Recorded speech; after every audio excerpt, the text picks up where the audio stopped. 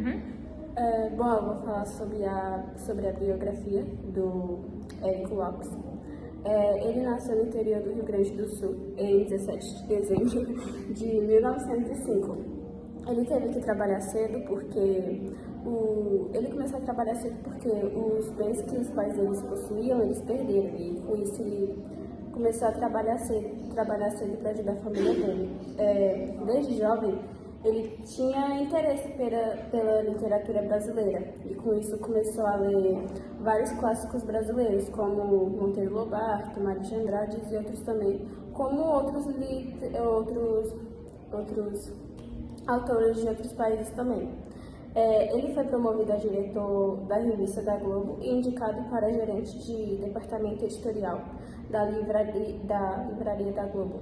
E em 1931, ele se casou com Malfada Ralph e teve 2 filhos. E morreu dia 29 de novembro de 1965, vítima de infarto. Bom, dando início, né, falando primeiro sobre o período literário. Bom, o período literário, ele é um fantástico literário, até porque no decorrer do livro vai ter aqueles momentos que os mortos vão voltar à vida. E assim, é super fantástico, até porque os mortos não voltam à vida, né?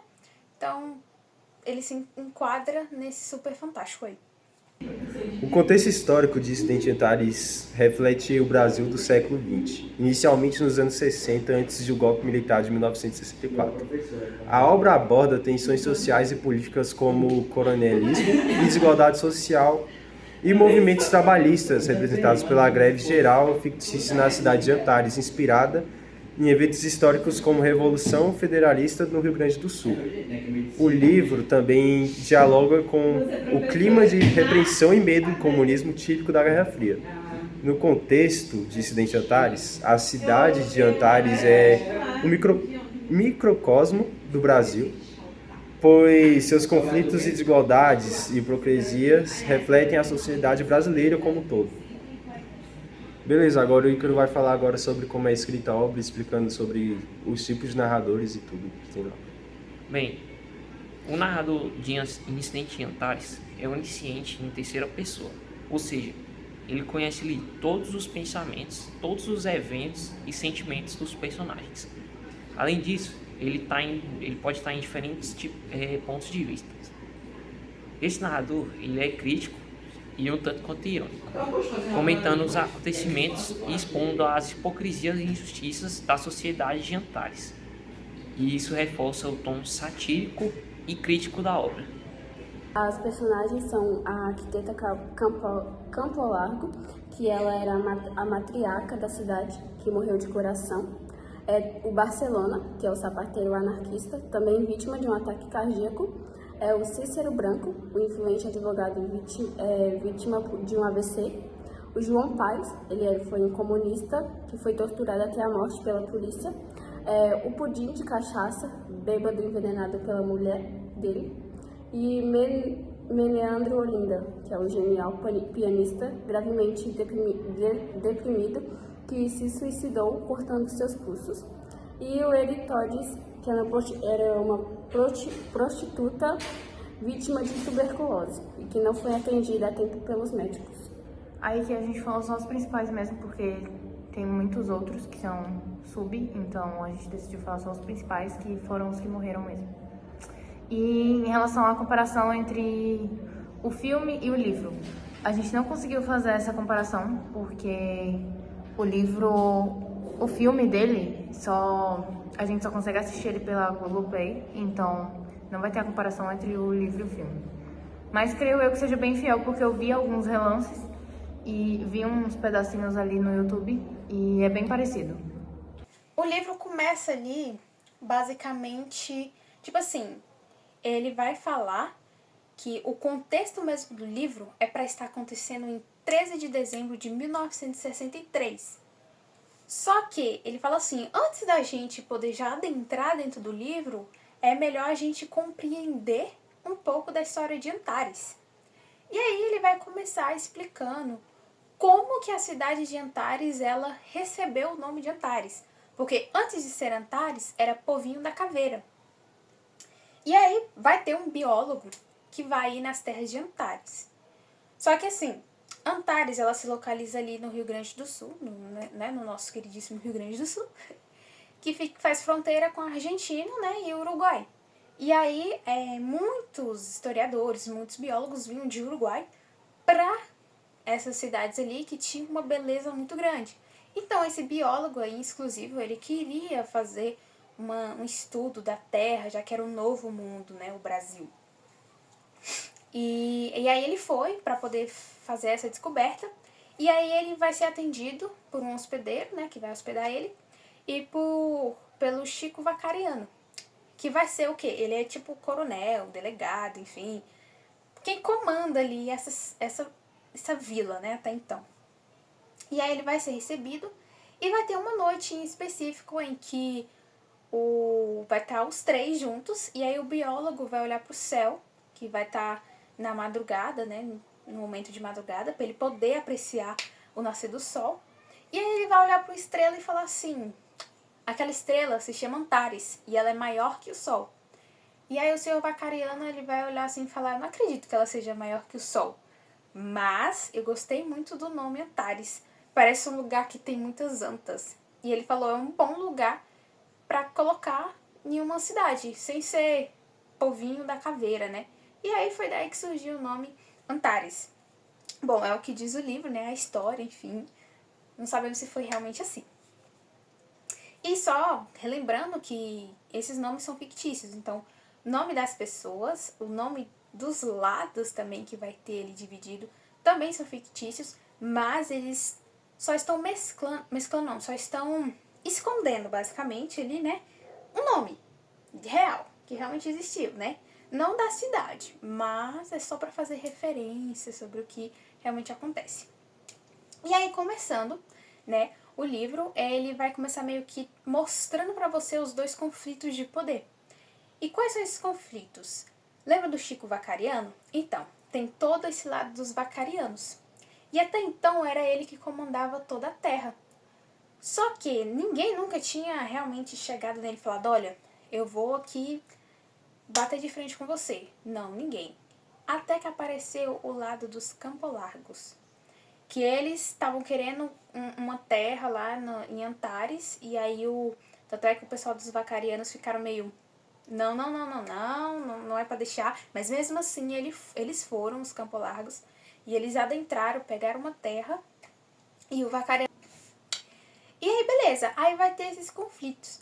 E eu quero logo avançar pra parte assim mais crítica, mais uma rivalidade e que vai trazer à tona ali como eu vou falar, diretamente, para quem tá lendo e sabe do contexto histórico que é da ditadura militar, entende certamente qual é a crítica ali, né?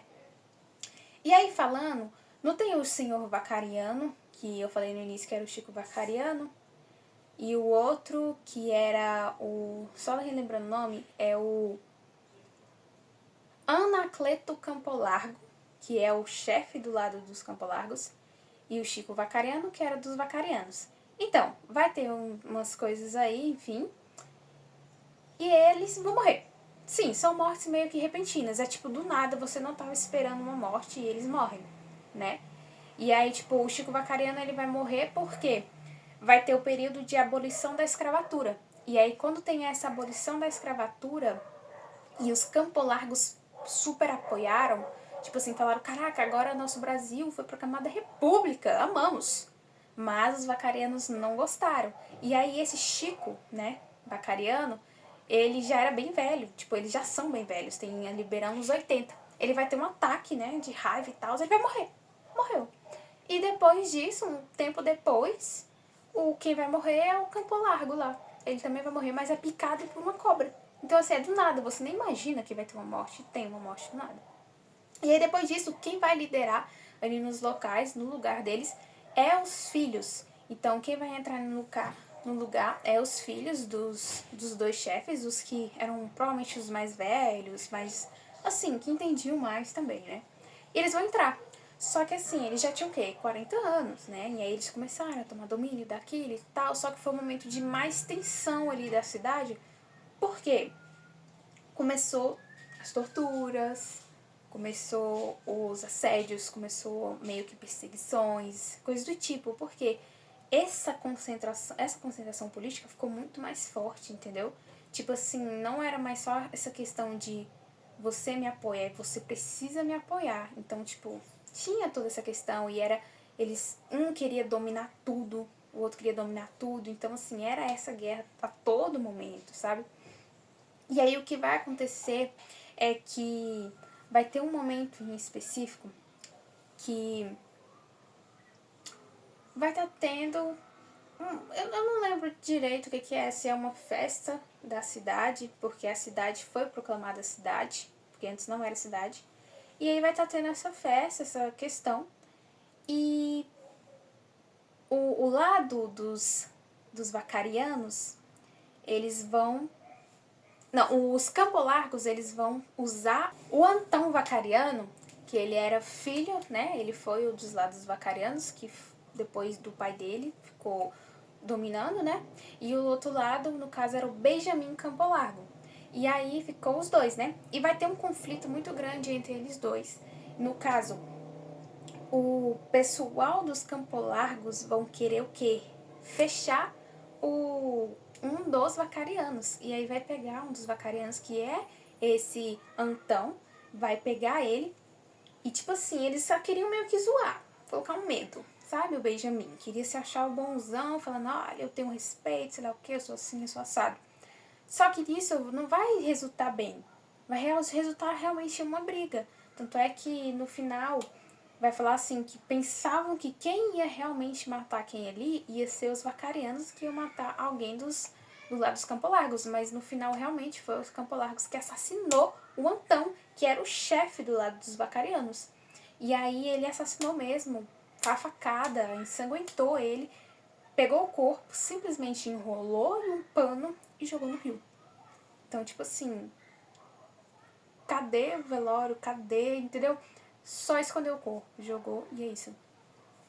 E aí o pessoal dos vacarianos, um tempo depois, eles vão falar oi, né? Perceberam essa troca aí, eles vão ficar muito, muito assim, cara, eu quero vingança. E aí eles vão buscar vingança, né? Porque pegaram um deles. E aí qual é a vingança deles? Eles vão atrás de um deles também para torturar. E aí as festas deles eram em locais diferentes, coisas do tipo, para não ter atrito a todo momento. Só que aí vai ter um momento em específico que vai ter uma festa juntos. E é nessa festa que eles ficaram sabendo de um dos caras que estava ali presente na festa. E eles vão pegar ele e levar, entendeu? Às escondidas. Que esse cara foi junto dele, dos Campolargos no caso, ele foi os que matou, que assassinou o outro. E quem vai estar agora sendo capitão dos lados vacarianos é o Xisto. O Xisto ele já fazia parte, então ele só subiu meio que de patente. E aí ele falou assim, eu quero ver o mal, eu quero tortura. E aí eles torturavam em praça pública, olha aí, a indireta pro militarismo, enfim. E aí era em praça pública, e aí eles amarraram esse cara de cabeça para baixo de uma árvore, e aí eles pegaram um funil de metal, o cara tava nu, e aí tava todo mundo, assim, dos vacarianos, né, juntos, assim, e aí eles ficavam se perguntando, o que vai acontecer? E o que acontecia é que, realmente, eles pegaram o funil, enfiaram no ânus do cara que tava de cabeça para baixo na árvore. E depois disso também vai ter outra tortura do lado dos Campolargos para os vacarianos. Por quê? Porque eles ficaram sabendo dessa tortura. Falaram o quê? Aí vão fazer uma tortura também com o lado dos vacarianos. Pegaram um cara dos vacarianos, que soube que fez isso, foi lá e também abusou em praça pública. Então, a tortura dos lados dos vacarianos, não, do lado dos Campolargos para os vacarianos, no caso, foi realmente um abuso. Eles levaram o cara para praça pública e não quiseram desovar, não quiseram dar facada, nada do tipo. Realmente abusaram. Colocaram ele amarrado em uma árvore, todo nu, de costas para o povo, né? E aí abusaram dele ali na frente, até ele perder tudo que ele tinha. Tudo. Ai, gente, que nojo. E depois disso, desamarraram ele e esperaram a reação dele. E aí ele saiu correndo, né, todo constrangido e machucado, né, ferido. E aí ele correu e pulou no rio. Tentou nadar por um bom tempo, mas não conseguiu, né? E aí ele afundou. E depois disso nunca mais se encontrou o corpo, sabe? Então daí já são muitas mortes, tá? Disso as que nem falam no livro. Então, pra gente ver que era dois lados completamente divididos. E o Tibério, ele também vai odiar o comunismo, né? Ele fala que o Getúlio Vargas era Getúlio Vargas ou era o Lacerda, que aplicava uma política comunista, ele odiava. Então, assim, ele reprimia, sabe? E vai seguir essas questões, realmente, as questões sociais, sabe? Essa questão que, tipo assim, vai começar a dar meio que voz também às classes trabalhadoras, até porque vai entrar uma democracia. Então, vai até começar a mostrar que tinha gente que ficava, tipo, lendo uns livros, tipo Karl Marx. Vai ter um cara que vai ler Karl Marx e aí todo mundo vai falar, julgar ele como comunista e ele vai morrer. Infelizmente, sim, vão matar ele, porque é óbvio, né? E aí mataram ele, mas aí tem muita gente também que vai começar a ler uns livros diferentes, tipo de Oswaldo de Andrade, de Mário de Andrade, vai aparecer também.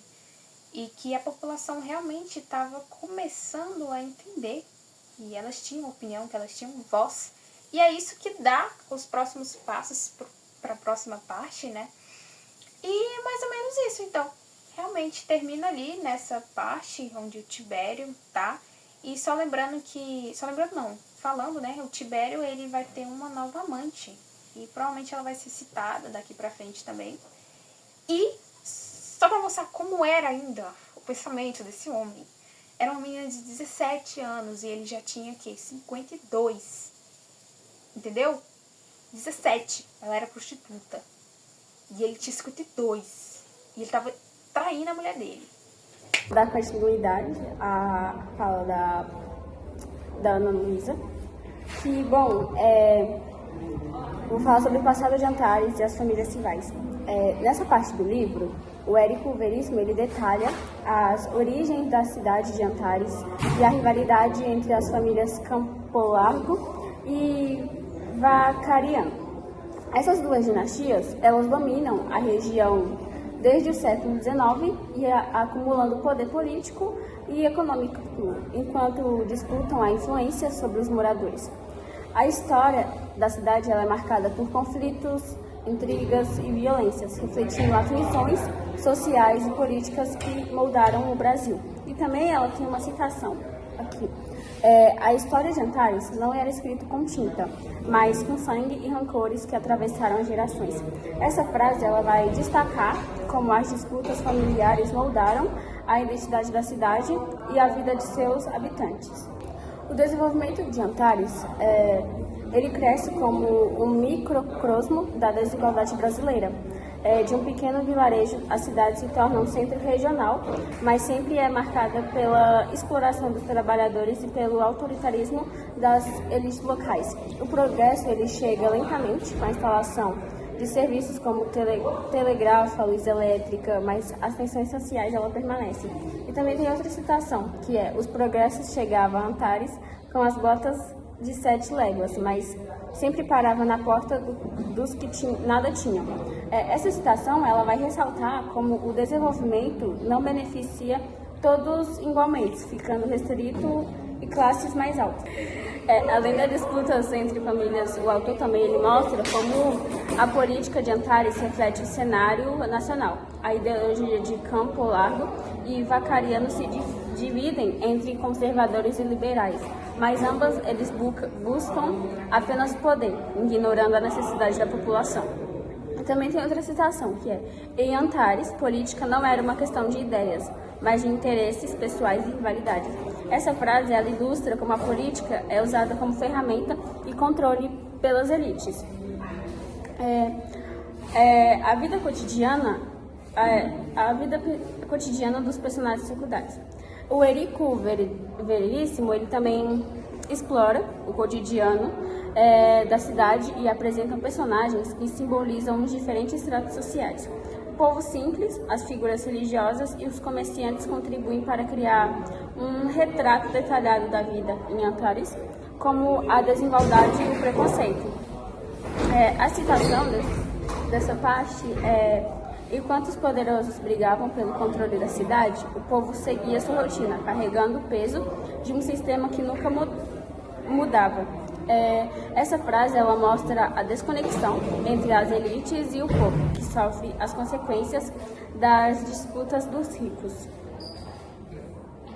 E é isso. Na sexta-feira de manhã, acontece uma reunião entre os políticos da cidade e tudo mais, as patentes ali mais altas, e eles estão ali na reunião e tudo, passa muitos subcapítulos falando sobre essa reunião deles, mas é só falando referente a... Eles ficam discutindo se os vivos, se os mortos, eles estão realmente mortos. Então, assim, todos esses subcapítulos são só questionando se eles realmente são mortos. E, assim, essa narrativa ela também mostra como as diferentes classes lidam com esses efeitos da paralisia dos coveiros.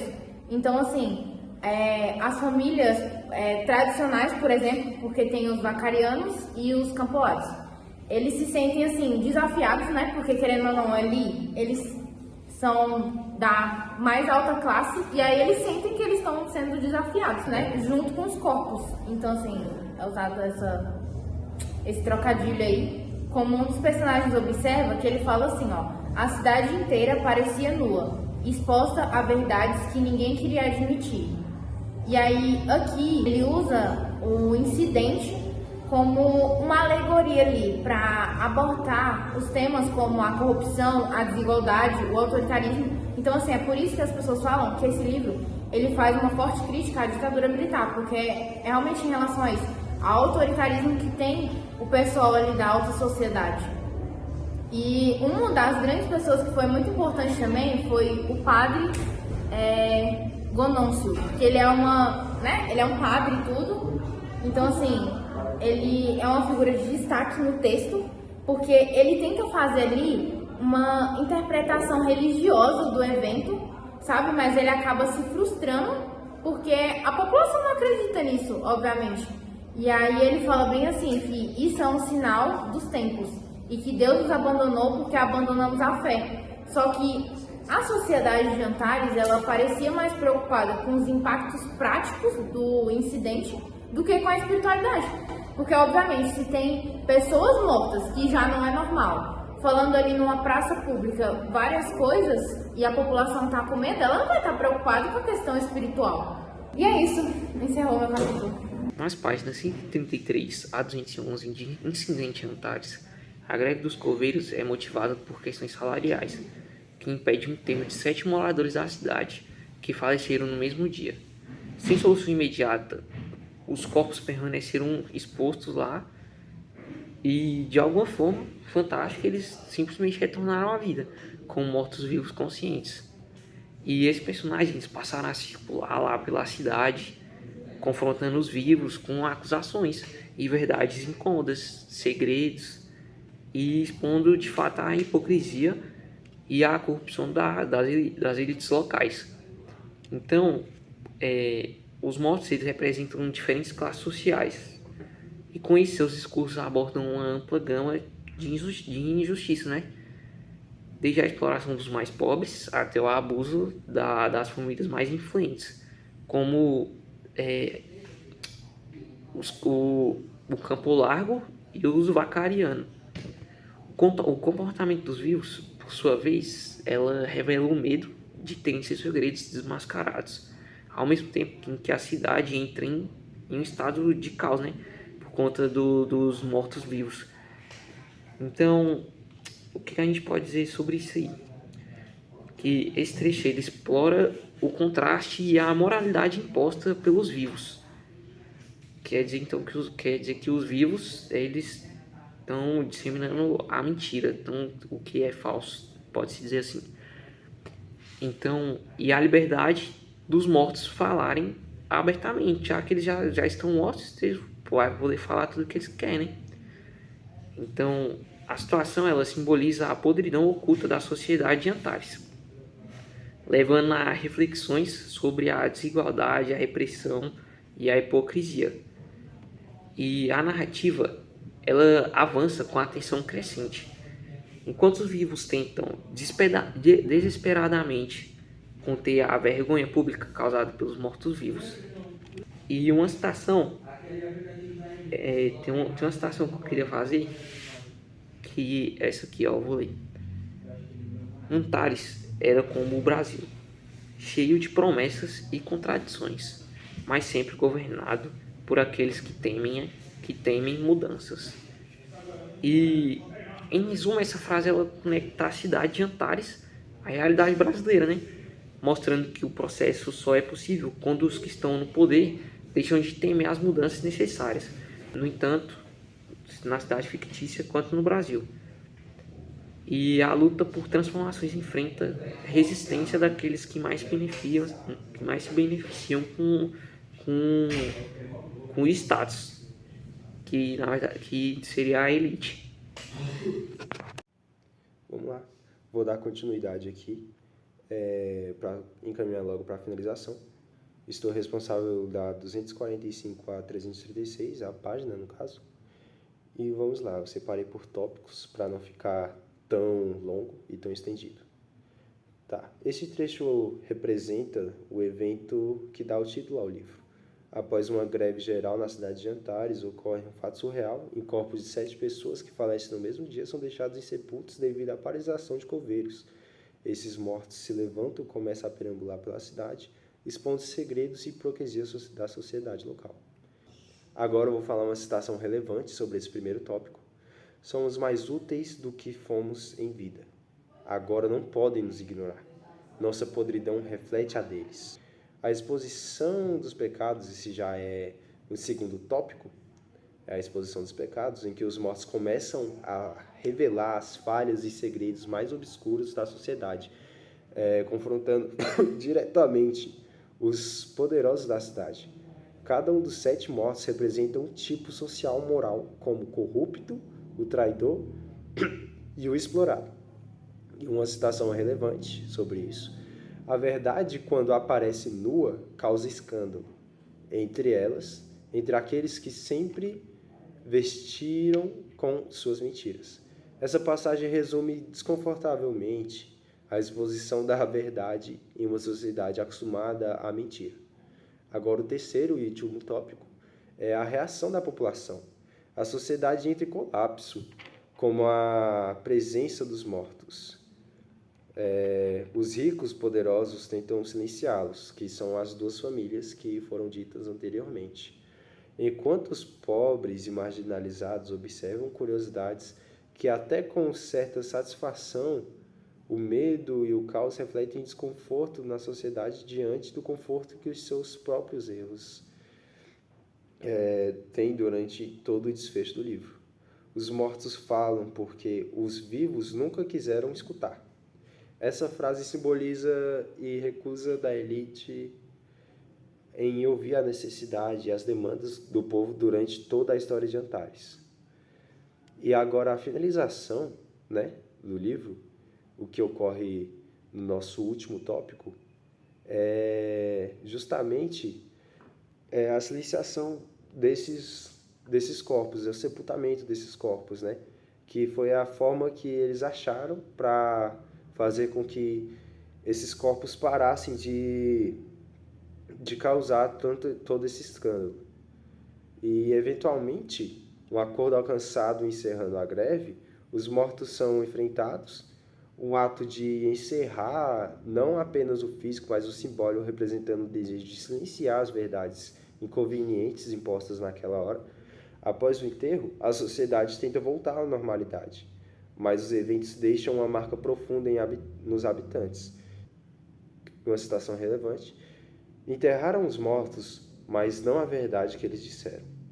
Essa, como um fantasma, continuará a assombrar Antares para sempre. Agora uma reflexão final sobre o livro. O incidente Antares termina com a sensação de que, apesar do retorno à normalidade, a cidade e seus habitantes jamais serão os mesmos.